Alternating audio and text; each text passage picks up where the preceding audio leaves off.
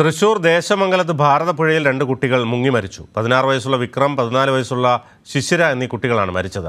ഒരാളെ രക്ഷപ്പെടുത്തി. വിവരങ്ങൾ തിയോഫിൻ നൽകും. തിയോഫിൻ, വിശദാംശങ്ങൾ. വൈകിട്ട് 6:00 ഈ സംഭവം ഉണ്ടാകുന്നത്. ഭാരതപ്പുഴയിൽ കുളിക്കാനിറങ്ങിയ കുട്ടികൾ ഒഴുക്കിൽപ്പെട്ട് മുങ്ങിപ്പോവുകയായിരുന്നു. ആദ്യം കണ്ടെത്തിയതിൽ മരിച്ചത് അന്യസംസ്ഥാന തൊഴിലാളികളുടെ കുട്ടികളാണ്. ഈ കുളിക്കാനിറങ്ങിയ 3 പേര്, ഇതിൽ 2 പേരാണ് മരിച്ചത്. മൂത്ത കുട്ടികളാണ് മരിച്ചത്.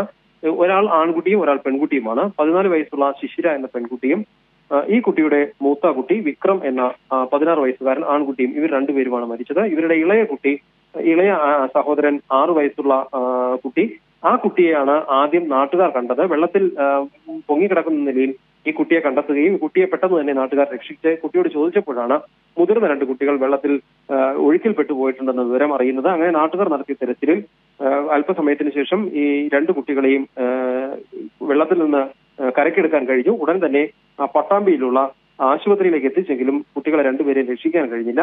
ഇവർ അന്യസംസ്ഥാന തൊഴിലാളികളുടെ കുടുംബത്തിലുള്ള കുട്ടികളാണ്. ഇന്ത്യ നേപ്പാൾ അതിർത്തിയിലുള്ള കുടുംബമാണ് ഇവർ.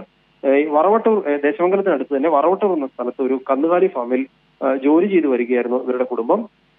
ഈ കുടുംബത്തിലെ 3 കുട്ടികളാണ് ഒഴുക്കിൽപ്പെട്ടത്. അതിൽ മൂത്ത 2 കുട്ടികളാണ് ഇപ്പോൾ മരിച്ച നിലയിൽ കണ്ടെത്തിയിട്ടുള്ളത്. വിക്രം, ശിശിര എന്നീ കുട്ടികളാണ് മരിച്ചത്.